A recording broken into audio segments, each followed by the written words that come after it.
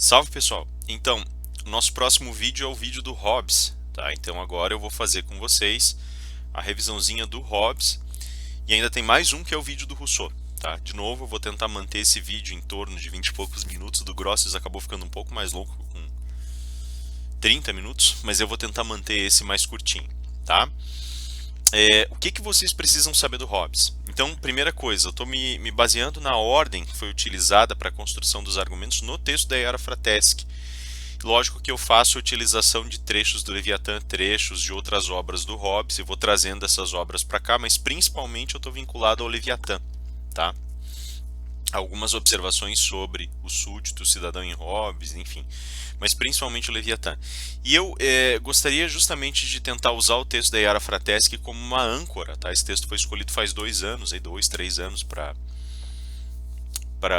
utilização de vocês, por ser um texto mais breve que dá um resumo legal de toda a obra e permite a gente criar vínculos específicos com a teoria do direito natural e com a teoria da justiça do Hobbes.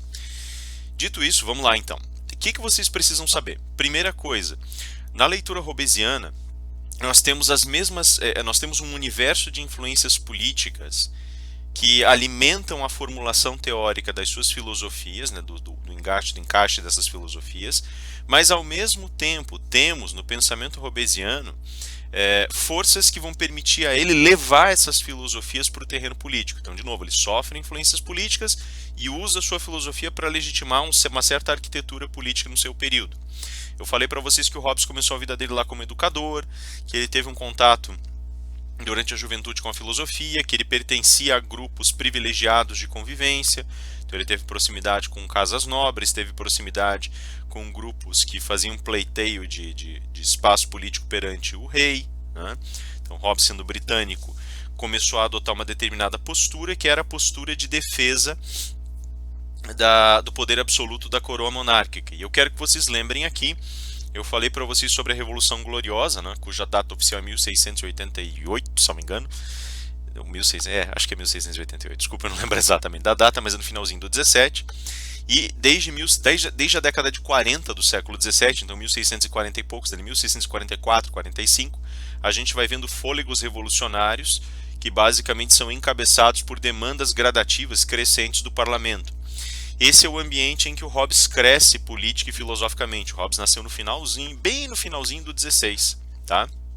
Então, ele basicamente viveu aí o 17, ele tem uma certa distância com relação ao Locke, eu comentei isso com vocês, quando eu teci comentários a respeito do Hobbes, fiz um contraponto rápido com o Locke, e o pensamento do Locke na realidade é mais dirigido para o final do 17, já está mais engajado também em uma defesa política, que é a defesa dos interesses do parlamento, ao passo que o Hobbes defende os interesses de uma monarquia absoluta, tá? Então, a filosofia dele está dirigida para isso. Ela é pesadamente criticada, é uma filosofia que ainda fundamenta muito as estruturas de Estado hoje, se a gente for olhar a maneira como os Estados são organizados, não no sentido institucional, não no sentido da sua leitura específica, da sua leitura minuciosa de soberania, mas no sentido geral, a maneira como o Estado lida com o poder ainda é muito parecida com a leitura de Hobbes, e por isso o autor sofre muitas críticas, né? Ainda hoje ele é muito criticado. Na realidade, é um jeito indireto de você fazer crítica à construção do Estado atual. Eu insisti bastante com isso, insisti bastante sobre isso durante as aulas, falei muito sobre a questão de discurso de ódio, falei muito sobre a questão do discurso do medo, eu vou falar mais disso no quarto bimestre para vocês, insisti inclusive com relação ao cenário político que a gente vive, independentemente de ideologias, tem instrumentos que são utilizados dentro da teoria das relações de poder que são interessantes, só lembrem disso a título exemplar, tá? Vocês não precisam, isso é mais uma opinião, e vocês não são obrigados a concordar com isso também, mas é só para vocês refrescarem a memória, tá? Então, assim, o que me interessa efetivamente é o seguinte, que vocês lembrem quais são as filosofias que alimentam o pensamento hobbesiano, quais são as estruturas filosóficas mínimas que ele vai utilizar para construir a filosofia dele e como ele vai formular uma filosofia política em cima disso. Primeira coisa, ele sofre influências pesadas do nominalismo medieval, que ele vai converter em um neonominalismo, ele é alimentado pelo empirismo, do período dele, e ele vai criar uma versão desse empirismo para si, mesclando isso, misturando isso com o neonominalismo dele, e ele constrói dentro da sua arquitetura filosófica um modelo de teorias emotivistas, uma filosofia emotivista propriamente dita. Então ele tem duas influências principais, que são o nominalismo e o empirismo, e ele constrói três modelos filosóficos dele. Então, um neonominalismo, um empirismo próprio dele e uma filosofia, uma teoria emotivista, e esses três modelos vão servir para construir a realidade política com a qual ele está vinculado. Tá? Como é que isso funciona? Então, isso, por favor, lembrem bem disso, tá? Porque eu vou cobrar isso na prova em verdadeiro ou falso. E talvez cobre isso em questão escrita, em questão discursiva. Como é que vai funcionar isso então? Pense em primeiro lugar no empirismo dele. O que o empirismo dele determina? O empirismo dele é um filtro através do qual ele vai tentar construir, prestem atenção nesse termo, uma gramática filosófica nova. Tá? O que eu quero dizer com isso? Todo filósofo que tem uma filosofia autônoma constrói uma gramática filosófica própria. E ele não é diferente, ele está fazendo isso. Na construção da gramática filosófica dele, ele pega o nominalismo, que trabalha em cima daquilo que a gente chamou de uma teoria dos nomes, ou uma teoria onomástica, ou seja, tudo tem um nome, e ele vai cortar todos os nomes de coisas metafísicas. E ele vai dizer, os nomes só podem pertencer a coisas que são passíveis da visão e da experiência no mundo, ok? Então começa por aí. Partindo dessa plataforma, ele vai criar no neonominalismo dele a seguinte noção. Eu tenho uma linguagem, né? Então aí que está a gramática filosófica dele, uma linguagem que é construída só de nomes e de operações. Tá? E aí ele vai começar a dar nomes para as coisas que são relevantes para a formação teórica dele. Em cima desses nomes, ele vai começar a construir fórmulas, e essas fórmulas vão levar a certas conclusões. Cuidado com isso, porque eu vou cobrar isso, tá? Hobbes estrutura a filosofia dele em cima de um neonominalismo, trabalha uma gramática filosófica dele. Como é que funciona essa gramática filosófica? Só no que nos interessa. Ele vai trabalhar a teoria dos sentimentos, a teoria das emoções dele, a teoria emotivista dele, e vai com isso construir um emotivismo filosófico, notadamente em cima das atitudes que os indivíduos têm em termos experienciais sobre objetos com os quais eles se relacionam. Eu estou aqui na frente do meu computador, eu vejo o meu computador aqui e eu digo o seguinte, olha, meu computador é uma coisa que pode me fazer bem, porque me ajuda a trabalhar, porque me traz certos benefícios. Ótimo. Então, há algo de bom nessa relação, há algo de bom nesse objeto. Esse algo de bom tem uma versão estética, que é o fato de me trazer prazer poder utilizar o objeto, e ao mesmo tempo tem uma relação de utilidade, ele é mais útil que outras coisas para mim, por exemplo. Né? Eu posso, agora eu estou tomando meu café, eu posso, inclusive, desculpem, mas eu não vou ficar sem café agora, não dá para ficar sem café agora, mas eu posso dizer que esse café é útil, porque ele tem um valor agregado e é mais importante do que outras coisas que estão aqui em cima agora, por exemplo, tem as folhas de papel, então aqui folha de papel em branco, uma tesoura, coisa que vale. E em comparação uns aos outros, os objetos têm utilidade ou inutilidade. Eles podem, o meu café, beber café me traz prazer, tomar café me traz prazer. Por quê? Porque é bom. Ou seja, ele conecta o valor de bondade e maldade de acordo com aquilo que o objeto te causa. Vincula laços estéticos, prazer e dor, e vincula laços de relação entre objetos, útil e inútil, mais útil e menos útil. E aí, em virtude disso, ele começa a construir todo um jogo de experiências, então empirismo, sobre nomes, nominalismo, neonominalismo, e começa a determinar as emoções que nós vamos sentir em cima dessas relações. Por que tudo isso é importante? Porque na hora que ele vai falar sobre a relação que os indivíduos travam entre si, ele vai estabelecer que os indivíduos podem estabelecer o bem que eles buscam ou o mal que eles buscam, e eles vão fazer certas escolhas. Então, buscar as coisas que são boas para eles, para a comunidade ou não. E ele vai dizer assim, a experiência diz que eu posso ou viver sozinho ou viver em comunidade, são os dois conectores possíveis. Com base nisso, eu posso dizer assim, eu vou procurar coisas que me fazem bem e que fazem bem para a comunidade. Isso envolve sabedoria ou generosidade na leitura dele. Essa é a fórmula da sabedoria ou generosidade, um sentimento. Eu posso procurar coisas que me façam mal, eu posso aceitar receber um mal, desde que isso faça bem para a minha comunidade. Isso se chama altruísmo, tá? O tipo de sentimento que é o sentimento altruísta. Eu posso, eventualmente, procurar coisas que me façam mal e que façam mal para os outros também, e aceitar isso. Isso é ou tolice ou loucura. Então tá esse sentimento. E por fim, tem um sentimento que ele considera, pela experiência dele, sem maiores explicações, só porque ele vê as pessoas se comportarem na maioria das vezes assim, ele considera ser o mais comum. Na maioria das vezes as pessoas vão procurar coisas que são interessantes para elas, boas para elas, mas que fazem mal, aceitam, né, para obter esse bem, fazer mal para a comunidade delas. Nesses casos, o que vocês têm é aquilo que ele vai chamar de egoísmo. O egoísmo é a maneira mais comum, a mais corriqueira de uma pessoa se comportar. Então, por que a teoria emotivista é importante? Ela surge porque ela vai te dar, esse emotivismo ele vai te dar o sentimento principal, o sentimento mais central, mais importante, o mais comum, e esse sentimento mais comum vai te dar o estado de natureza do ser humano. Ele vai dizer, olha, porque o ser humano é geralmente egoísta, que em seu estado de natureza e abandonado, sem restrições morais, sem lei, sem estado, sem nada do gênero, esse ser humano vai buscar lutar com os outros para obter o que ele quer, o que ele precisa. Uma premissa muito parecida com a do Grotius, como a gente colocou lá no vídeo anterior. E aí, em virtude dessa luta, a sociedade, quando ela vai se conformar, ela necessariamente tem que levar em consideração que esse sentimento não vai embora, que eu sempre vou procurar atender as minhas necessidades primeiro, assim como o próximo vai tentar atender as suas próprias necessidades. Isso é a base do direito natural hobbesiano, que não é um jusracionalismo, um jusnaturalismo, com base numa teoria emotivista, valores, né? Lembrem da diferença que eu coloquei para vocês. Jusracionalismo determinado por valores racionais, jusnaturalismo por valores éticos ou morais, ok? Bom, aí ele vai dizer assim, a sociedade vai ser construída com base nisso pela asserção, pelo alcance, pelo atingimento, pela expressão de um conjunto de leis de direito natural. Ao todo são 16, tá? Só que eu quero só as 3 primeiras. Primeira delas, para que as pessoas consigam obter mais eficientemente o que elas precisam para sobreviver, elas trabalham pactos, certo? Esses pactos, no entanto, eles são fugazes e maleáveis. Por isso as pessoas juram que não vão romper esses pactos, de modo que elas possam manter uma harmonia coerente de suas ações. E através dessa harmonia coerente, elas conseguem sustentar os seus comportamentos, de modo a não se destruírem posteriormente à obtenção daquilo que elas queriam. Então a segunda lei, juramento. Primeira pacto, segundo juramento. Só que vários juramentos em rede trazem 2 problemas. Esses juramentos precisam sempre ser coerentes uns com os outros. Do contrário, em nome de um juramento eu traio outro. 2, esses juramentos devem se perpetuar entre gerações. Do contrário, a geração subsequente destrói o acordo que foi realizado para a sobrevivência dessa. E aí a gente entra na terceira lei, que é a lei do chamado contrato. Desculpem, aqui surge o tal do contrato social, tá? Na mentalidade hobbesiana. Então as 3 principais leis, pacto, juramento, contrato.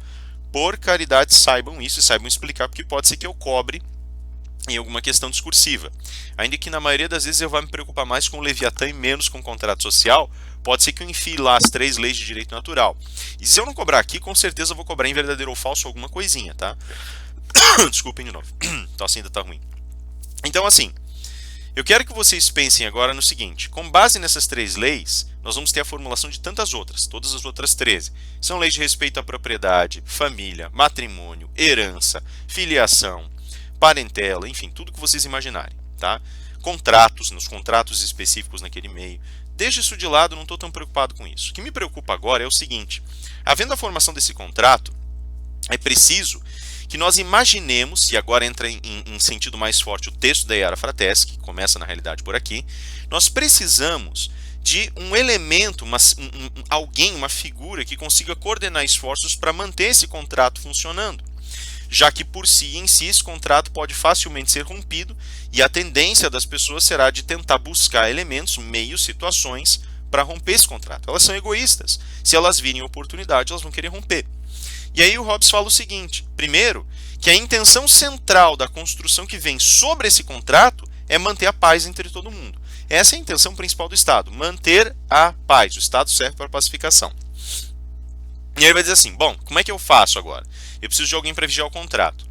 O vigia é um sujeito que, vem de fora do contrato, não esqueçam que eu vou perguntar isso em verdadeiro ou falso e discursiva. Além de vir de fora do contrato, vigia o contrato para seu correto cumprimento. E nisso tudo, por vir de fora e por vigiar, não tem qualquer interesse dentro do contrato. É por isso que ele não pode ser contratante. Porque se ele for, ele vai desenvolver os juízos dele sobre aqueles que rompem o contrato segundo os seus próprios interesses. Então não pode, tá? Então esse indivíduo que vem de fora, que guarda o contrato, é aquele que ele vai chamar de soberano. Notem que a leitura dele de soberano é completamente diferente da leitura de Grotius e completamente diferente da leitura de Rousseau. Então aqui ele estabeleceu a figura do soberano. Muito bem. Como é que funciona esse soberano? Quais são as suas qualidades internas? Evidentemente ele é um pacificador. O soberano ele vai ter sempre poder absoluto. Tá? Então ele tem características e qualidades de poder absoluto, ele decide tudo. Ele representa o seu povo. Lembrem que essa característica de representação é importante, e isso vai ser abertamente combatido em Rousseau, mas ele representa a sua nação, ele é representante da sua nação, o que não significa que sua vontade esteja vinculada à sua nação, ao contrário. E além de tudo, ele monopoliza o uso da força. Sim, então ele é absoluto, representativo, monopoliza o uso da força, e justamente por conta disso se torna grande força de pacificação. Veja, quando a gente vai falar especificamente sobre essa primeira conformação, a gente está delineando o soberano como aquele que retém todo o poder em suas mãos e como aquele que em todas as suas decisões toma atitudes soberanas, tá? Ou seja, nenhuma atitude que esse soberano tome, nenhuma decisão que ele tome está limitada por leis. Todas as atitudes que ele toma são atitudes derivadas diretamente desse poder excepcional que ele tem, ok? Esse soberano está caracterizado por alguns traços que vão começar a montar ao redor dele uma figura que o Hobbes desenvolve para tentar explicar exatamente como o soberano se manifesta enquanto governante e enquanto Estado. Essa figura ele resgata dos textos religiosos usando o termo Leviatã. Leviatã é um monstro marinho, é um monstro mais, né, na realidade, o mais poderoso monstro que existe. Né? Ele vem justamente como figura de pacificação da leitura hobbesiana. Isso eu não cheguei a comentar em sala com vocês, porque é mais uma representação simbólica e a gente tinha que se concentrar em outras coisas, mas só para vocês terem uma ideia.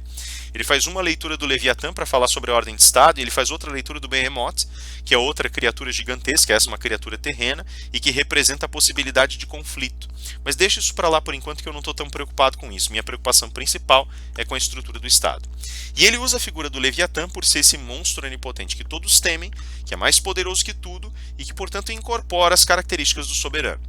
O Leviatã tem alguns traços próprios. O primeiro desses traços é que ele determina a figura do governante como a soma dos corpos que compõem um Estado ou uma nação. O governante ele emprega a força dos seus cidadãos para exercer o poder. Lembrem disso, porque com certeza eu vou perguntar alguma coisa do Leviatã. Então, primeira qualidade ou característica, soma todos os corpos dos seus cidadãos e daí extrai a sua produção, o seu poder de combate. Segunda característica, o Leviatã ele tem essa coisa de ter poder sobre todos e de ser mais poderoso que todos. Ainda fiz a descrição da capa da edição do Leviatã, em que o monarca está colocado sobre as colinas, olhando, contemplando, só da cintura para cima, e a cota que ele veste é o desenho de vários corpos nus entrelaçados. Ele se agiganta com a espada, a coroa, o cetro nas mãos, porque ele acaba sendo justamente uma figura equiparável àquilo que o Hobbes vai chamar de um deus terreno. Ou seja, a figura do monarca, nesse caso, o monarca Leviatã, é um deus terreno. Ele não tem nenhuma força que desenhe ou cerque o seu poder de decisão, ele não está restrito por nenhum tipo de lei, ele não está restrito por valores, ele é definidor final das forças éticas e morais em seu território. O que me leva à última das características mais relevantes aqui. Aliás, a última não, né? Seria a penúltima, né? Ainda tem mais uma que eu quero abordar. Mas tem uma característica que é crucial, é o fato dele ser poder de exceção. Ou seja, ele está sempre à margem da estrutura normativa dele, ele não está submetido à lei, mas ele faz a lei e faz com que a lei submeta os outros. Tá? Então aqui a ideia de poder de exceção, que eu já havia discutido em Maquiavel com vocês, se torna um estar no limiar e ser o limiar do ordenamento. Ok? Então ele monta o ordenamento, mas não está submetido a esse ordenamento, não importa que lógica o ordenamento siga. Isso significa também que o monopólio do uso da força que a gente colocou ali atrás, e essa é a última característica que eu quero abordar, se torna crucial. Em todas as situações, o uso da força e a sua exclusividade são relevantes, porque a partir daí a autoridade dessa figura, desse Leviatã, desse monarca, passa a ser imediatamente passível de imposição. Tá? Então veja, vocês têm três características centrais quando vocês falam sobre o soberano. O que o soberano é? É um pacificador, evidentemente é um pacificador, mas ele tem monopólio da força, poder absoluto e ele é representante da sua nação. Então lembrem dessas três características. Agora eu coloquei aqui 4 elementos para vocês. Em algumas turmas eu resumi como 3, né? Mas aqui eu faço o retorno ao monopólio da força como elemento de discussão, como elemento crucial para o esforço do Leviatã. O Leviatã se caracteriza em essência por ser um deus terreno. Além de ser um deus terreno, ele tem poder excepcional e evidentemente guarda esse monopólio da força e tem essa intenção pacificadora. Para fechar a questão do Leviatã, tem mais uma observação que eu quero fazer. O Leviatã ele é entendido como governo único e ele não assimila a ideia de ter outros iguais a ele. Então, quando o Leviatã faz o seu desenho, tem 2 elementos que surgem nele. Primeiro desses elementos, ele territorializa seu poder e por isso territorializa o espaço ocupado pelos seus nacionais e sobre o qual se impõem as leis. Segundo, ele se torna uno, indiviso e solitário. O Leviatã não admite a existência de outros Leviatãs, ele existe sozinho. Ah, mas tem outro rei que é vizinho, tem outra nação vizinha. Ótimo. Eles, fora da fronteira, nada mais são do que ameaças, eles não são vistos como iguais. Mas o cara vai lá e faz diplomacia e negocia.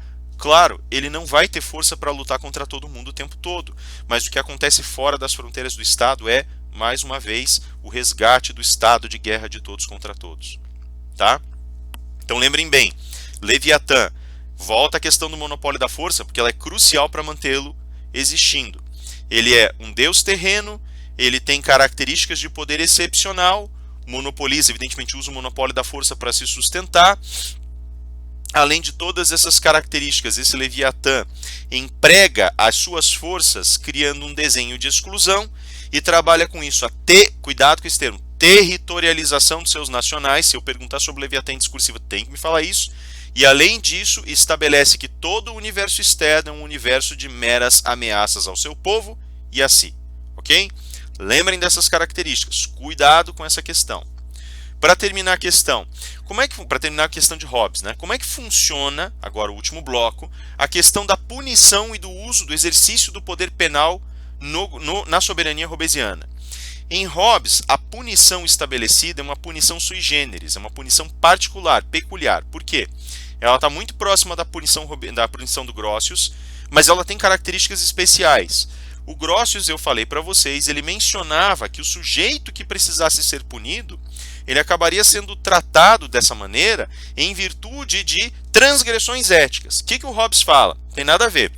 Não é a questão da transgressão ética. O que importa é que você quebrou a lei. E todo mundo que quebra a lei comete um crime de lesa majestade, que foi o rei que colocou a lei. Quase virei meu cafezinho aqui, desculpem. O que isso significa? Que todas as vezes que houver o rompimento da lei, esse indivíduo é alienado desse espaço e, ao ser alienado, tira-se dele a proteção do contrato. Como assim? O pressuposto é que o cara que comete o crime despreza as leis e despreza o contrato. Como ele rompeu o contrato passa a ignorá-lo. Eu não quero o contrato, ele me disse. E eu, governante, digo a ele, se você não quer o contrato, removida de você está a proteção do contrato. Você está por conta. Só que se você está por conta, você é uma ameaça no meu território. Então eu posso te tratar como se você fosse um adversário. Como se você estivesse ainda naquele estado de guerra de todos contra todos. E por isso eu uso toda a minha força contra você. Certo? Aí entra a questão da punição como suplício de novo. Então, nesse caso, a punição, lembrem desse termo-chave, ela é aplicada sobre o indivíduo, tornando-o fora da lei. Ok? Esse é o mote dentro do Hobbes. E lógico que a punição passava a ser extremamente brutal. Inclusive, a gente fala que a estrutura penal, nesse sentido, ela passava a ser empregada antes como equipagem, como determinação de um Estado, de um aparelho de guerra do Estado. Tá? Literalmente era um aparelho de guerra do Estado. Agora, tem mais uma coisa que vocês precisam lembrar, aliás, duas. Quando vocês forem fazer a leitura de Hobbes, vocês têm que entender que ele está consolidando o movimento contratualista no seu sentido mais arcaico. Então, Grotius e Hobbes trabalham um velho contrato social, ao passo que Rousseau vai trabalhar o novo. Lembrem de uma coisa, no entanto, quando Hobbes faz isso, a própria Iara Frateschi coloca lá para nós, ele vai começar a falar mais especificamente sobre um ponto de polêmica que ele tem com o pensador clássico, notadamente com Cícero. Tá? Então a primeira questão é que ele contraria Cícero, já que Cícero fala que uma sociedade é formada por affectio, um sentimento de unidade, de comunhão entre as pessoas, e o próprio Hobbes vai dizer que não, que a sociedade é formada pelo egoísmo. Então cuidado com isso, porque eu também vou cobrar esse pedaço. Tá? Ele está ligado à noção de juramento de Hobbes e de Cícero. Cícero dizia que os seus contemporâneos desprezavam o juramento erroneamente, porque eles diziam que o juramento era coisa ruim, as pessoas juravam e daí atraiçoavam umas às outras, manipulando os detalhes do juramento, ou traindo o juramento. Cícero fala, não, o juramento é bom, é divino, o homem não sabe jurar. Se soubesse, faria tudo o que jurou da melhor forma possível, sempre, mas ele não está pronto para isso. O que é que o Hobbes coloca? Ele vai pegar essa mesma atenção e vai continuar a linha de raciocínio de Cícero, entendendo que o juramento obriga sim, que o vigia do contrato tem que entender que o juramento obriga, que ele dá continuidade no tempo e alarga espacialmente a aplicação do juramento, ou seja, o juramento passa então a sustentar de todo modo as relações entre indivíduos, ligando-se a outros juramentos e dando continuidade aos pactos realizados, para que eles não se desfaçam tão logo seus objetivos são atingidos. Mas mais do que isso, o próprio Hobbes entende que esse juramento inevitavelmente será quebrado porque as pessoas, sendo egoístas, vão tentar manipulá-lo. Então cuidado com isso. Na esteira dessa contraposição, é importante lembrar que quando Hobbes critica os clássicos e tensiona um pouco as suas observações, às vezes, como nesse caso, continuando essas observações, às vezes refutando, ele tem uma coisa que ele certamente refuta, que é a leitura tradicional que é dada lá por Aristóteles, por Platão, mas principalmente por Aristóteles, que é o nosso ponto focal, né, a respeito da família. Para Aristóteles, a família é a construção base da sociedade e as relações ali travadas são naturais, e por isso a sociedade resultante, o estado resultante é natural ao ser humano. Tá, ele é uma construção natural. Para Hobbes, não. Lembrem, a família para Hobbes é convencional, não é natural. Tá? Assim como é para Rousseau convencional. Significa dizer basicamente que Hobbes entende o convencionalismo da família, ou seja, tão logo a família não precisa mais, não tem mais a obrigação de cuidar dos seus filhos, eles vão embora mesmo, porque eles não querem mais o poder da família sobre eles, mesmo argumento que o Rousseau vai usar. E o Estado, em consequência disso, também é convencional, ele não é natural. Eu escolho jurar a minha participação ao Estado. Cuidado com isso, porque eu vou cobrar essa questão também. Tá? Então lembrem dessas comparações. Veja, são essas peças que eu estou encaixando aqui que vão mostrando por que a gente está fazendo esse estudo desde o começo do ano. Quando eu terminar o vídeo de Rousseau, eu vou deixar para vocês uma ou duas observações sobre a teoria da justiça. Lembrem que eu vou cobrar a teoria da justiça de todos esses caras na prova, é o que mais me interessa. Então, em todas as provas, pelo menos alguma coisa vai aparecer. Lembrem-se, são modelos diferentes, mas alguma coisa vai aparecer, então cuidado com isso. Lembrem-se bem, então, desses contrastes e o que é que vocês precisam saber de Hobbes, portanto. 1. Estado de guerra de todos contra todos na natureza. 2. As formulações filosóficas que constroem a transição desse estado de natureza para o estado jurado. Então, como é que ele vai explicar isso? Empirismo, neonominalismo e emotivismo. 3. As fórmulas, notadamente a fórmula do egoísmo. Então, que significa buscar um bem para mim, aceitando o mal da minha comunidade. 4. O Estado como pacificador. 5. As leituras específicas de Hobbes e Cícero, quer dizer, a continuação das estratégias e leituras de juramento em Cícero, em contraposição às leituras sobre a família que eram dadas na antiguidade, notadamente por Aristóteles, em parte também por Cícero. 7. As 3 leis de direito natural, pacto, juramento e contrato, só as 3 primeiras, tem que saber explicá-las, por favor, tá? 8. Como essas leis levam à construção do soberano, que é vigia do contrato social, ele vem de fora do contrato, ele estabelece a vigilância ética e moral desse contrato, estabelece as leis e assim por diante. 9. A figura desse soberano como sendo absoluto, como tendo poder absoluto, como monopolizando o uso da força, como sendo um representante, evidentemente oriundo de traços convencionais. 10. A figura do Leviatã, como é que ela se constitui? A figura do Leviatã é constituída como Deus terreno que usa o monopólio da força em seu favor, tem poder excepcional ou posiciona-se diante do poder como aquele que exerce poder excepcional. Além de tudo, promove atos de territorialização e exclusão, e além de atos de territorialização e exclusão, considera-se único em todo o mundo, não existe outro Leviatã, só um. E por fim, a questão do poder de punir, que justamente vai formar a figura do fora da lei, retirando a proteção do contrato social sobre o indivíduo que cometeu o crime. Ok? Vou fechar por aqui esse vídeo, nós já estamos com 29 minutos. Então, deixo aqui para vocês essas observações base e o próximo e último vídeo vai ser o vídeo do Rousseau, então fiquem de olho lá para vocês poderem fazer o estudo de vocês. É isso aí, pessoal. Qualquer coisa procurem por mim, procurem os monitores. Estamos aí, sucesso e boas provas. Valeu, galera!